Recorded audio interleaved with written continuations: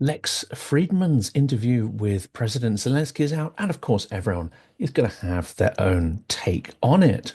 Lex Fridman is in the enviable position to interview some of the world's leading writers, thinkers, scientists, and politicians. His 3 hour format does give guests time to speak and fully express their thoughts as well. And I do get the impression that the editing is not too invasive and harsh. So, whatever we think of Lex Fridman, it is nonetheless an interesting format. Some, however, have accused him of peddling low quality and superficial content. But that cannot be absolutely true of all his videos, given the caliber of some of his guests.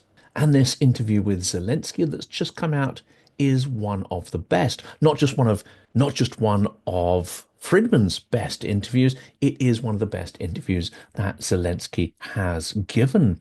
And it's not because of the quality of Fridman's questions or his precision, erudition, and wit. Sometimes it's quite the reverse. When the simplistic or naive assumptions behind Lex Fridman's questions have irked or irritated Zelenskyy, it has elicited some of the president's clearest and best responses. Now, this is important because the interview was not intended for Ukrainians, for activists, or for the pro-Ukraine bubble. It was meant for people that may have no regard for Zelenskyy or Ukraine, may be indifferent to its plight, or may even have been influenced by Russian talking points and have an active antipathy towards Ukraine's leadership. If the interview reached these people and broke down some of the myths and preconceptions, then it will have definitely been worth it. If the interview succeeds in humanizing Zelenskyy and Ukraine for people, then it could be considered a success. If the interview undermines the propagandistic narrative that Putin really wants peace but is being obstructed by Ukraine, then it will have strategic importance ahead of Trump's inauguration and the negotiation process that he clearly wants to initiate. If Trump's supporters move away from the idea of peace through capitulation to peace through strength, then this interview will have served a very important purpose. What, however, may happen when Lex Fridman interviews Vladimir Putin, if indeed that conversation takes place?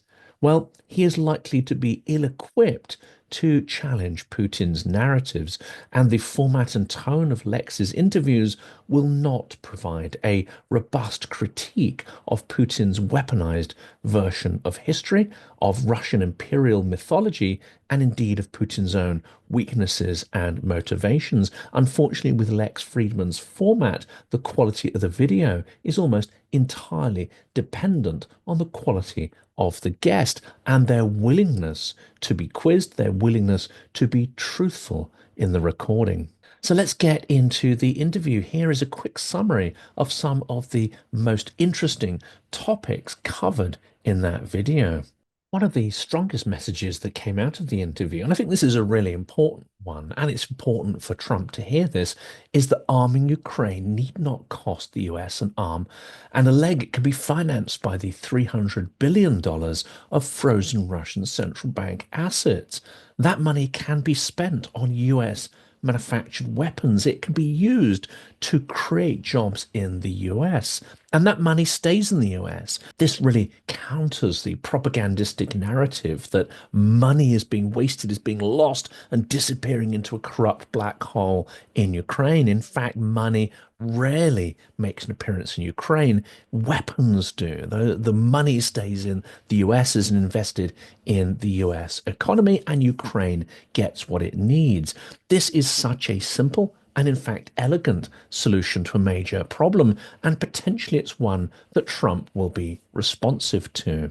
The topic of corruption came up, and again, this isn't just a Russian talking point. This is something that genuinely concerns a lot of US lawmakers. It concerns Ukrainian politicians as well. And Zelenskyy seemed to have a robust and honest answer to this, that Ukraine is not totally devoid of corruption. Of course it happens, and it happens at different layers. It happens at a very sort of basic level and it happens within the bureaucracy as well. It would be dishonest to say that there was no corruption in Western countries. So it's an important, nuanced answer that Zelensky gives.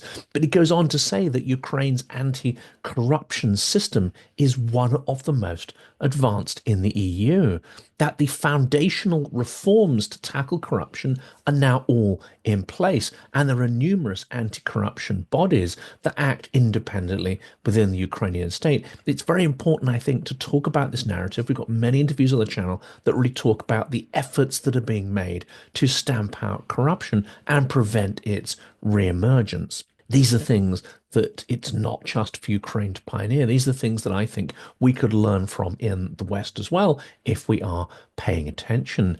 Number two, the narrative is also propagated by Russian propaganda that Ukraine is not a democracy, it's an oligarchic society. I know the irony of this will not be lost on some people, given Musk's role apparently in the new administration in the US. But again, Zelensky does not point the finger at the US. He comes up with a very interesting answer. He says that Kolomoisky, one of Ukraine's most influential oligarchs in the post-independence era, he is now in a Ukrainian prison. This is something neither the US or the EU could achieve. They both sought to track down and imprison this oligarch for money laundering. They couldn't do it. It's something that Ukraine achieved. It's something that Zelensky achieved. Taking on the most powerful oligarchs has helped to systematically reduce corruption in Ukraine, and it's something of an ongoing process, the urgency of which has not been diluted despite the full-scale war. So this is an important story to tell. Elections are another thing that greatly concern US politicians and indeed greatly concern many people within Ukraine as well. But Zelensky describes why, one, not holding elections at this time is entirely in keeping with the Ukrainian constitution, but also he goes through some of the reasons why it would be difficult to hold elections at this time. There are 8.5 million Ukrainians abroad. There are millions still in occupied territories who would not get to vote fairly in such a process. Russia certainly wouldn't allow that. And there are 1 million soldiers, many who are on the front line. Of course, the challenges of going and voting in that circumstances are clear.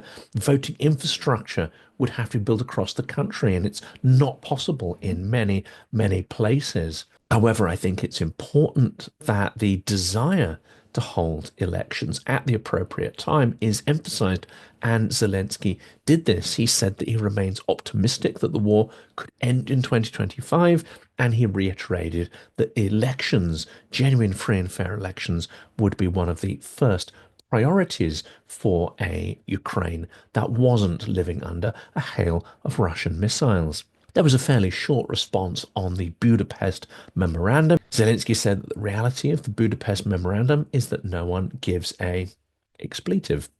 And this is absolutely true. It's a process that was supposed to bring peace and security. It did the actual opposite. It disarmed Ukraine. It meant that they did not have any kind of deterrent against revanchist Russia. That is not the intention of the signatories, clearly at the time, but that is what happened. And referring back to it is actually a painful point for many Ukrainians. The fact that so many are now talking about a negotiating process without understanding the weaknesses and failures of the Budapest Memorandum is, of course, a cause for concern. He also addressed the Normandy and Minsk peace agreements with Russia before 2022. Russia responded to Ukraine's peace proposals, its proposals for a ceasefire, and around all initiatives for conflict resolution. Russia's response was bombs, missiles, snipers, and murders. And despite whatever words may be issued by Lavrov, it is Russia's actions that are important, and Russia's actions continue to be aggressive, violent, and genocidal. It's those we need to be paying attention to, not the false words of liars. One of the points that I found most interesting was when Zelensky was talking about preventing the invasion of 2022. Now, one could say already, that barn door has been left open and that horse has bolted a long time ago. But I think it's important to analyze what went wrong. Ukraine and Zelensky specifically was begging the West to deploy preventative measures or to give Ukraine genuine defensive weaponry at that stage that may have deterred Russia.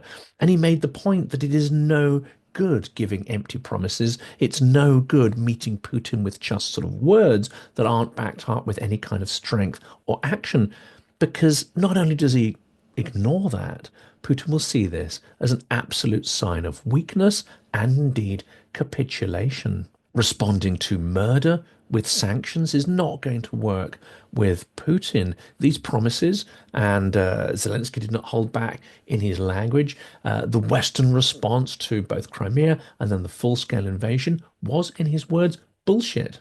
We've mentioned this point already, but giving 300 billion of frozen Russian assets, that's an incredibly important point. If anything comes out of this interview and gets through to the future second term President Trump, I think this is probably one of the most important things.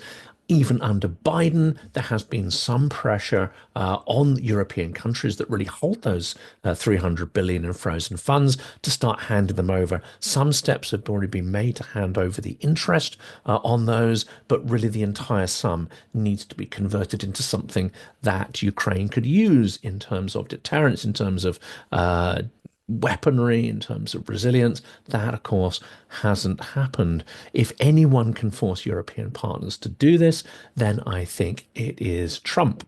Certainly, Biden was not able to or not willing to leverage the power, pressure, or influence he had in order to make Europeans do this. Zelensky also talks about security guarantees, talks about what those might involve. Again, the emphasis here is on action, not words, because words will have no impact on Putin whatsoever. Zelensky reiterates something as well, which is very prominent in his victory plan, and that was his views on NATO, that NATO is the strongest and best opportunity Ukraine has for a real security guarantee.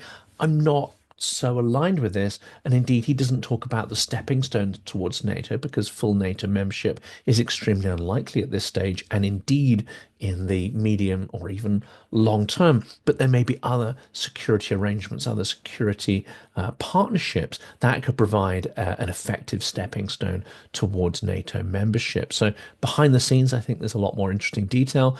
In the interview, the emphasis was placed on NATO being retained as a viable security organization, which Ukraine aspires to be part of. And lastly, Zelensky was challenged on his ambitions and his leadership style. He did admit that he is incredibly ambitious, always has been, and is difficult sometimes to deal with. I guess he does not suffer fools gladly, but someone in that position, someone in a leading position as one of the greatest war leaders in history, who is literally defending his nation from annihilation, I think it's fair that he does not submit to all points of view. It is fair to say that you need somebody who acts like a leader, who will get information from advisors and so on, but at the end of the day, be willing to put that advice aside and go with his gut and make strong leadership decisions. I think that style of leading through strength is what Ukraine needs,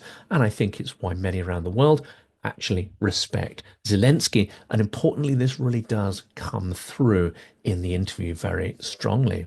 Let's turn to some quotes from the interview itself. And I think there's some extraordinary moments of naivety, whether they are intentional, whether they're don't have too much thought behind them. It's difficult to say. But one early quote from this was around the prospect of airports being open. Of course, anyone who's been to Ukraine knows it is incredibly difficult to get anywhere from Western Europe. It involves traveling from at least 1, 2, even 3 days continuous travel to get where you need to go. It is incredibly difficult. And of course, if airports were to open, things would be an awful lot easier. Well, Zelensky says President Trump may be the first leader to arrive by plane in Ukraine in a post-war situation. That, of course, is an extraordinary statement of optimism. And then Fridman says, maybe around January the 25th. Whether that is intended to be humorous or not, I don't know. But the idea that Trump can actually effect some kind of peace deal within days or even a couple of weeks of taking office, I think there are many in his circle who perhaps never believed that was possible. This is just a sort of rhetorical sleight of hand. But Friedman repeating it here, it just seems a little bit oddly naive. It just seems a little bit oddly naive. Another statement made by Friedman, which I find extraordinary, and this is on the topic of corruption that's discussed. He said people like Donald Trump and Elon Musk really care about fighting corruption. And what I have to say, and this isn't just a sort of, a left-right pointing fingers kind of thing. We need to ask, well, what is the evidence that either of these individuals has actually expended that much time on the issue of fighting corruption, as opposed to contributing towards it? What is the evidence that they are passionate about this topic? I would say it's sort of scant. And making statements like this, unfortunately, do degrade the impression of impartiality that Freedom, I think, is at pains to create, and then he kind of destroys it by, I would say, sort of. These aren't just partisan phrases, but they are relatively naive phrases that he comes out with here. Things based on belief, things based on assumptions, not based on a detailed analysis of reality. And there's some important stuff throughout this interview, and I'm mainly going to focus on Zelensky's responses. And in many cases, and people have criticized Friedman for this, but I think this is actually not so important. He brings up many things that do align with Russian propaganda narratives, but he does give Zelensky the space to push back on these. He doesn't edit the answers. He doesn't pressure Zelensky to say something that he doesn't believe in. So I think it's okay to mention these propagandistic narratives because actually it provides the opportunity to shoot them down, and Zelensky does this very effectively. And it's incredibly important. Zelensky makes the point that when there is an abundance of misinformation and disinformation, then distrust starts to grow. In the end, he says, you lose trust, and with it, you lose support. Therefore, believe me, we're fighting more against disinformation, even than against corruption, even in some senses, the war itself. It is an informational war as much as it is a physical war. But he does go into the idea of corruption. He emphasizes that actually it's not barrel loads of money that's being delivered to Ukraine. The money stays in the US and it's translated into weapons that Ukraine needs. And that there are many processes in place throughout the supply chain to try to ensure that those weapons don't just disappear. Into people's pockets. There's relatively little evidence that that is actually happening, given the scale of weapons flowing through this war. The fact it's 3 years in, I haven't seen much credible evidence that weapons are being siphoned off to enrich people. We have heard stories that weapons don't quite get fast enough to places where they're needed. Those weapons may go to regiments that have or battalions that have a lesser need than others. And this could be down to, bureaucratic reasons, administrative reasons. It could be down to things like sort of status and privilege of certain battalions. These kind of inefficiencies, of course, need to be tackled. But I think Zelensky's answer was detailed and honest. There's an incredibly interesting point. I mean, Friedman, again, this is probably one of the most naive questions that have come through. And it really suggests to me that Friedman needs to have more context, more historical context, not just connection perhaps with his wider friends and family who are, giving him one version of reality. But he says, if you think that the president of the country is completely crazy, it is really hard to come to an agreement with him. You have to look at him as a serious person who loves his country and loves the people in his country, but conducts destructive military operations. These are Friedman's actual words. There's an extraordinary amount here to unpack. Zelensky immediately challenged this. Who are you talking about? Who loves his country? Putin? Are we talking about the same person? What, don't you think he loves his country? Asked Friedman. No. What is his country?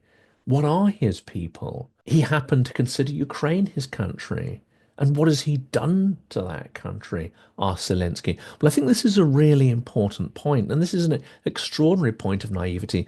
I think Putin probably does love the idea of Russia, especially Russia as an imperial entity, because that reflects on his own status, his own power, his own ability to inflict control and fear over territories that used to belong to used to be Russian imperial properties. So I think this is a complex concept of what Putin actually thinks of Russia and his relationship with Russia. But do his actions benefit the Russian people?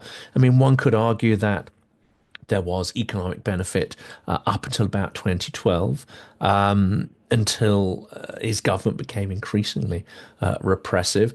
But one could also make the case that his decision making has never been fully in the interests of his people. And now he is quite content to see hundreds of thousands of Russians slaughtered to really no purpose on the battlefields of Ukraine. So this idea of whether Putin loves his country or whether he loves a mythologized imperialistic myth, or whether he loves a mythologized, delusional version of his country. I mean, this is an important question. It's the nuances of this do not really sort of come through in Friedman's question. There is a great deal of discussion about whether Russian should be the language in which the interview is conducted. I won't go through sort of all of that. But I think there are some genuine issues here. This isn't just Friedman wanting to talk in Russian because that clearly sort of would benefit the Kremlin. That's something propagandists could play off. It's something that could be quite divisive within the Ukrainian population itself. No, I mean, there are technical reasons why it's an easier common language for interviewer and interviewee to conduct the conversation in. And using translators as intermediaries is always pretty clunky. It sort of destroys the rhythm, the pace, and indeed takes out some of the energy of such conversation. So I'm going to move on from that. I think Lex Fridman was probably asking for the interview to be conducted in Russian from very genuine concerns. And where they ended up, I think really doesn't matter because the interview is edited down so that the translated part is not in the final cut, and it's all dubbed into English quite expertly using AI. So I think this conversation about what language the interview should be conducted in is a little bit of a red herring. It's more about whether that interview reaches an audience who's perhaps never heard Zelensky's voice before. And here's an area where I really want to point out something that is not just naive on Friedman's part. This is sort of quite uncomfortable. He says, I seek to do my small part in pushing for peace. Critics in the stands chanting the latest slogans of mass hysteria machine like sheep in Animal Farm. Yeah, I love you too. Drawing lines between good and evil on a world map is much easier than seeing that line between good and evil in every human being, says Lex Fridman. I'm simply a human being who seeks to find and surface the humanity in others. Well, here we have, in a nutshell, Friedman's point of view that nobody can have ill intentions. They only act in favor of their group, which, can be criticized as right and wrong, but no one essentially is bad. No one is evil. This is kind of what he's saying here. But to characterize anyone who has any critical words for Lex Fridman as somehow being part of some kind of zombie Orwellian, herd of sheep, it's absolutely extraordinary. And it highlights that there is something about Lex's methodology that is disingenuous, even if he genuinely believes that his approach is honest, even if he genuinely believes that he's being objective. There's something naive and at the same time condescending in his tone at times through the interview, and especially in this phraseology. When addressing his detractor, he labels them as sheep, but claims to love them too. We have to ask, is there no fair criticism that could be made of Lex? Are there not people who may have greater understanding of context or a sharper political framework from which to point out the flaws and gaps in his technique? Well, he seems to make no allowance for that being possible. Are there no valid ways to deconstruct and critique his style or indeed purpose as far as we can divine whether he has a purpose beyond this idea of, love, peace, and rainbows? And are all his critics really bots and sheep? Well, this is highly condescending and a pretty myopic phraseology that Friedman has used here. He also goes on to state that no amount of money, power, fame, or access can buy his opinion or his integrity. And I think we'd have to question that. If you get into Trump's circle in Mar-a-Lago, if you get close to Elon Musk and others, there must be a certain addictive quality to that which you don't want to lose. And to an extent, that must affect the sort of questions you ask, the interviews you do, and how probing you're willing to be. So I would question Friedman here, and I'd ask him to look honestly at his motivations. And it is, to my mind, practically impossible that you cannot in some way be influenced by the kind of access that being the sort of celebrity that Friedman is becoming, the influence that that may have on your behavior, thinking, and the way you frame your content. And that applies to everybody, myself included, in this space. I don't have that same kind of reach, but I think the practice of creating podcasts is a reciprocal process, and it is definitely affected by the people you interview and the kind of bubbles that you associate with. And another area I really want to focus on, because I think this is an incredibly important point made by Zelenskyy. He talks about these ceasefire agreements, and this is super important as we enter the stage of potential new negotiations. Friedman says ceasefire agreements made with Vladimir Putin in 2019 was one of the many attempts at peace, and that includes also two Minsk agreements in 2014 and 15, and a series of ceasefire agreements in 2018, 19, and 20, all of which failed in part or in whole. Friedman goes on to say all this shows just how difficult ceasefire and peace negotiations are, but they are not impossible. It's always worth trying over and over again to find the path for peace. But again, this is an extraordinary phraseology here, and it ignores a large part of the context in telling this story. If two sides generally want to find some kind of peace, but have points of contention, then yes, it is a difficult process. But this is making a huge assumption.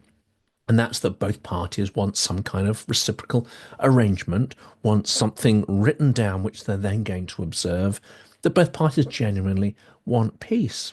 It does not ask here whether that was the case. It does not ask who broke the ceasefire agreements and who was the greater violator of those.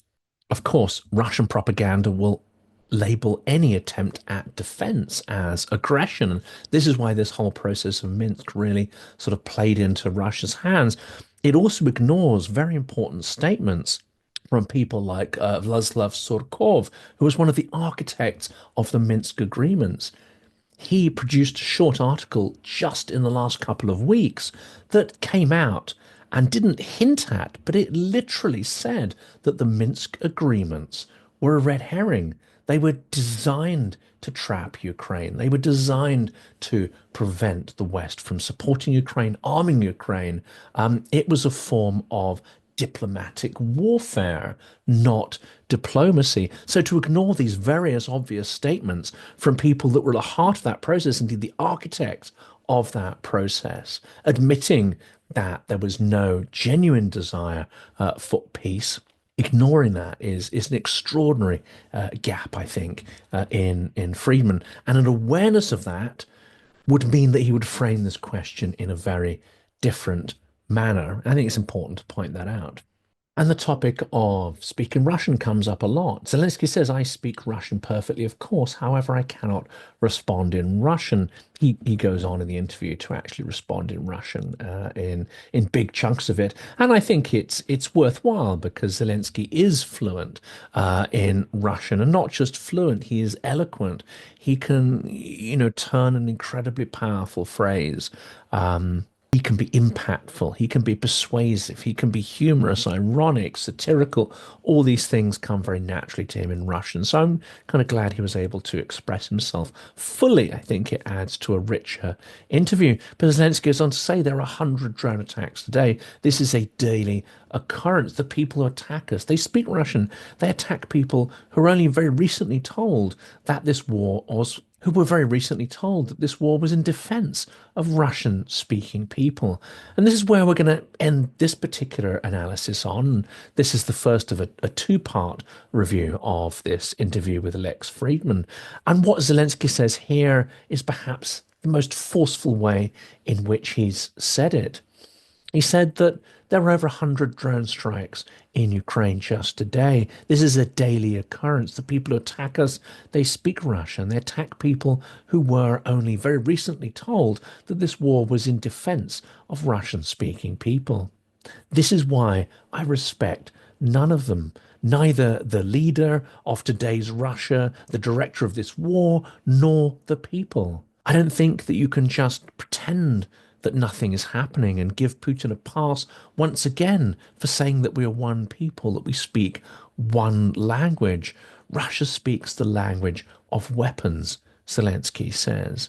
We are peaceful people who want to protect themselves and defend their freedom and just their ability to exercise simple human choice. I addressed the Russian people in Russian at the beginning of the war. Zero effect. Now, this is a phrase, and I think out of the entire interview, it has the greatest impact because it has so much truth in it. This is something that all Ukrainians know, all those who have relatives, even very close relatives in Russia, brothers, sometimes parents, cousins, etc., people who would have actually come and stayed in Ukraine, visited their houses, and grown up together. These people, whatever their private views on the war, have not, in the whole, stepped up to support Ukrainians, and not just sort of politically, but even individual family members. And many of them have chosen to either believe or parrot propagandistic narratives because it kind of gets them off the hook. Zelensky articulates this, I think, very powerfully. He said, they're mute. The Russian people are mute. They do not listen. Some are afraid, some have other issues. But it's like when a person is drowning and people walk by because they cannot hear them.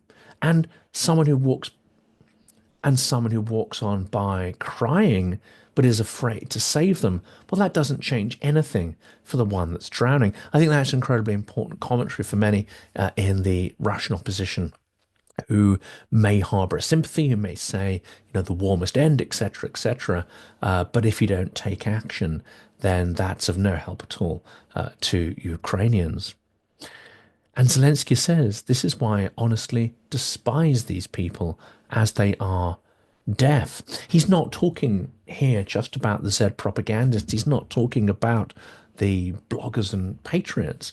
He's talking about everybody who refuses to take any action, any responsibility, or do anything to prevent the war, stop the war, stop Putin's killing machine. Those who may say they're against the war, but carry on sort of buying products in Russia or even work within the military industrial complex or whatever, that helps support the Russian economy. I think he's addressing everybody here, and it's an incredibly powerful image. I'm surprised he directly says to Lex Fridman, I'm surprised that you don't understand. And here, I think he's implying that Fridman has access to all the information in the world, and yet to ask questions that are sometimes naive, sometimes could even be considered hurtful to Ukrainians, tone deaf. Well, it is quite extraordinary. But Zelensky cuts him a little bit of slack and says, well, I guess you have Ukrainian roots, but you're a citizen of the United States, and it may be a long time since you lived in Russia. Well, a lot has changed. A lot indeed has changed. And I think many, many Ukrainians who may have had some sympathy with Russian culture and would have not necessarily had antipathy towards the Russian language prior to 2022 or even earlier, that has now changed. Russia has burnt the bridges, as it were, there. And I think there are many Russians who still to this day do not realize the full long-term impact of what their country has done. But there's lots more in the interview. I'm going to do more breakdown in the next episode to try and keep these episodes relatively short. If you enjoyed this or you found some value in it, please let me know and let me know what you want included in the next part of this episode.